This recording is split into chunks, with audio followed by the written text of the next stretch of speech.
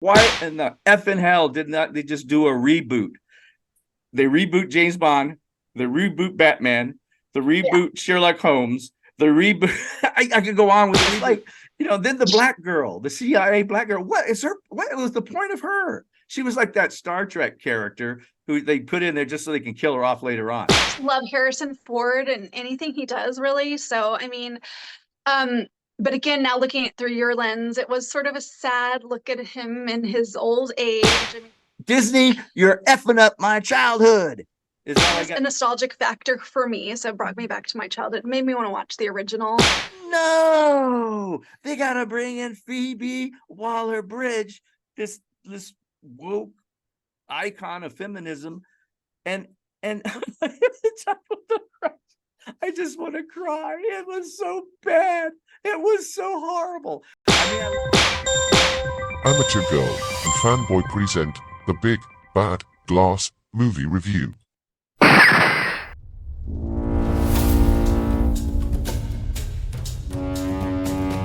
In the 60s, Harrison Ford was the second unit cameraman for a documentary covering what famous band? Stick around until the end of our video to find out. All right. Hello, I'm Fanboy from Chiang Mai, Thailand. And this is Amateur Girl from somewhere near Hollywood. And today we're going to talk about Indiana Jones and the Last Paycheck. Oh, I mean, the Dial of Destiny, or as some wag put it, the Dial of Diarrhea. So I don't know what Amateur Girl thinks about the movie at all. I have not talked to her about it. No clue. I know how I feel about it. I saw it last Wednesday, so I saw it very early on. And it's actually the hate that is being spewed on this movie has actually now become a cottage industry on the internet or on YouTube. It's amazing. Some guys are posting 3-4 different videos. It's incredible. Just a different take on how much they hate the movie. And then they're getting, all these views. So our little channel, if you like what we have to say, please give us a like. All right. So now let's listen to Amateur Girl's take, because I have no clue how she felt about this movie. Okay. So I know how Fanboy feels, and I heard what many people thought of the film, and I loved the film. Oh, oh my God. But I'm not gonna, I mean, I'm gonna reserve my comments till later. I had problems with it, but I did like the opening sequence where they had middle-aged Indy. I thought that was super, super fun. I always say super But fun. he looked like a bobblehead because it wasn't that great of a job. It was not very well done. And they put it on his old body. So it made him look like he was some athletic old dude running up and down that train. Why did they use a good stuntman? Why did before you go on, I just want to say, why in the effing hell did not they just do a reboot? They reboot James Bond, the reboot Batman, the Yeah, reboot Sherlock Holmes, the reboot.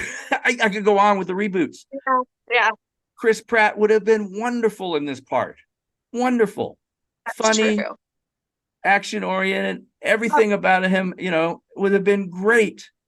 My Yes. heart Okay. aches. But Now, when you put it that way, I think differently about it, which is why, again, you're a fanboy and I'm amateur girl. But Chris Pratt as Indiana Jones, it would have been a pitter patter of magnificent. my, yeah, Exactly. yeah. You could just picture him in that part. How funny he would be. For some reason, Harrison Ford, and I love Harrison Ford. I watch him on Apple TV and Shrink, whatever they call that show. He's hysterically funny. And he's in other things. He's funny. As an old actor, he's funny as hell. He's not funny in this movie. To me, it was just sad. He said that's what it's supposed to be, about being a sad old man. Well, this is pathetic. I don't want to go to a movie to see some sad old man, especially not Indiana Jones. Disney, you're effing up my childhood, is all I got to say. All right, continue. Sorry. Now I kind of want to cry because I now looking at through your lens, When I saw it, I cried all the way through the movie. It was so pathetic. I could not stand this movie. I thought to myself, why didn't they have a plot like, back in the 60s, a lot of these professors, they become hippies and stuff. His son gets killed in Vietnam. He becomes a hippie, goes down into the jungles of Bolivia or some jungle place in the Amazon and starts drinking ayahuasca and taking mushrooms, and he's praised. And then his daughter, who was like maybe one of his flings he had with one of these girls that Indiana Jones, because he was a womanizer, right? With one of these girls, even though he gets married to Marion Ravenwood, he's having flings, right? He had the fling with the girl in Temple of Doom. They paint him as a womanizer. So one of his kids is a daughter, comes down to find old Indiana Jones, tell him he's his daughter, and then we go off on an incredibly great adventure with a new, really cool female Indiana Jones. But no, they gotta bring in Phoebe-Waller Bridge, this woke icon of feminism, and I just want to cry. It was so bad. It was so horrible. I mean, I let it go with Star Wars when they had Rey, because I kind of liked her, coming back and being the cool Jedi with all the old Jedis around, Han Solo and not Han Solo, but Luke Skywalker. But and it kind of worked for me, and I let it go. And a lot of fans hated it, but I let it go. But this one, I'm not letting go. I mean, number 4 wasn't the greatest movie ever made, The Crystal Skull, but it was better than this one. I had problems with issues with that movie too, but the first two, the first one, Raiders, one of the great films of all time. Spielberg has got 3 of the greatest popcorn movies of all time: Jaws, E.T., and Raiders. Mm-hmm. And then he did the 2 extra ones that weren't as good, but were still good. And then we come to 5. So anyway, I really want to hear why you liked it, though, because you're just the common, I look at it with a critical eye. I just want to look at the what a common person, a peasant, what a peasant feels about. Nikki, the girl I went with, she didn't act like she didn't like it. She liked it. She seemed to be entertained by it. But we weren't like going out of the theater going, wow, it's the greatest movie ever made, No. Like that, I mean, so. Anyway, continue. I'm sorry. I get my rant. I just love Harrison Ford and anything he does, really. So, I mean, but again, now looking at through your lens, it was sort of a sad look at him in his old age. I mean, he's playing 60, but he's 80. Oh, 80. Oh, was he supposed to be 60? I thought he was just. I think so. Yeah. In the timeline. Someone said he was 84, but then I looked at it and they say he's 80. So, yeah. But I don't know if they even talked about it. One guy said he just called him an 80-year-old pensioner, which I thought was funny. That's the English take on it. Which he was. He should have been already retired and down in the Amazon drinking ayahuasca. Yes. And his hair long and everything. And then and the beard and all this stuff. And then, through the introduction to the daughter, whoever, he cuts his hair and he shaves his beard and he puts the hat on, and then he's back in the saddle, right? Not this piece of unbelievable shit. It's like, then the black girl, the CIA black girl, what was the point of her? She was like that Star Trek character who they put in there just so they can kill her off later on. And they're always killing off the brothers and the sisters, aren't they? It pisses me off when that happens. And it happens all the time. It's like it reminded me of Austin Powers. Like she was just randomly put with her big glasses, and like it was just an odd. It is an odd decision. So many bad decisions. And I said this is Dream Factory shovelware. They just made it thinking they're going to make money off of it. I don't know whether you think all these people out here we're all feminists or something, and we're all going to line up in droves to see a movie like this. Why put politics into it? I mean, just a good old Spielbergian philosophy is just, I hate Nazis and he's a Nazi, and just keep it at that and just kill him. And that's all.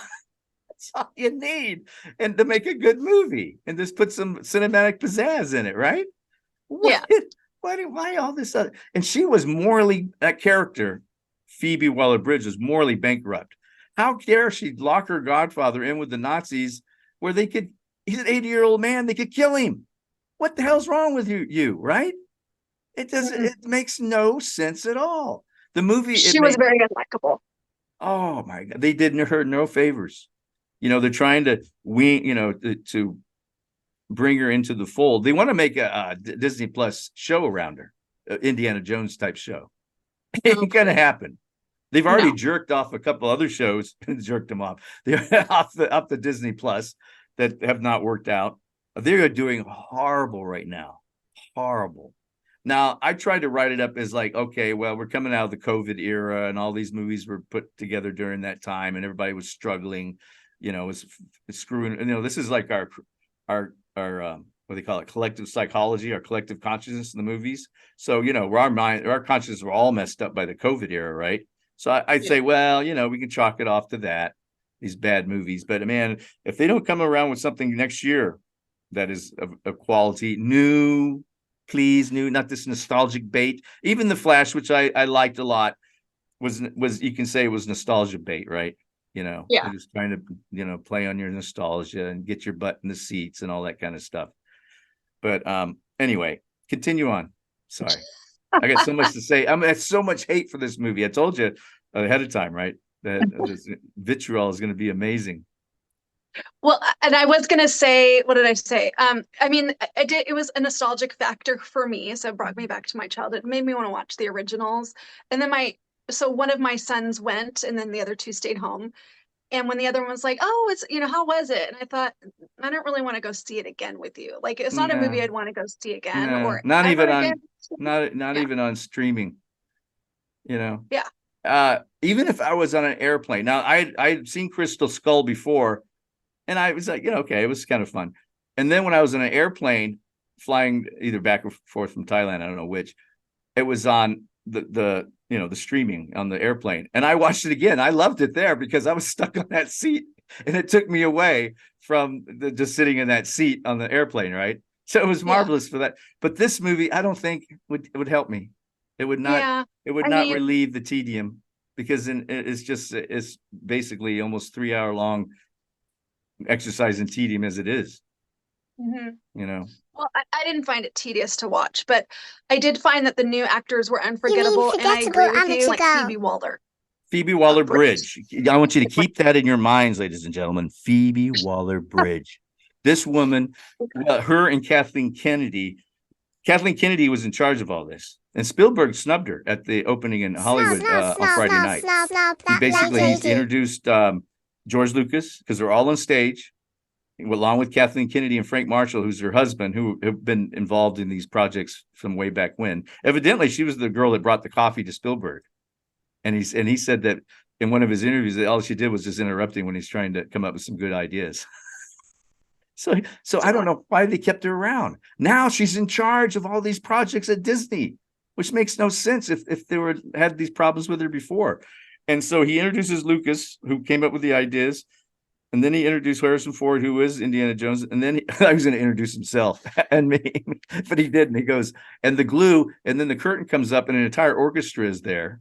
And John Williams, the conductor, said, this is the guy who, the music. I listened to the album music or the score to Indiana Jones on Apple Music. It's fantastic. The music is marvelous. And maybe that's what saved it for me. I think that's what may have saved it for me. But right.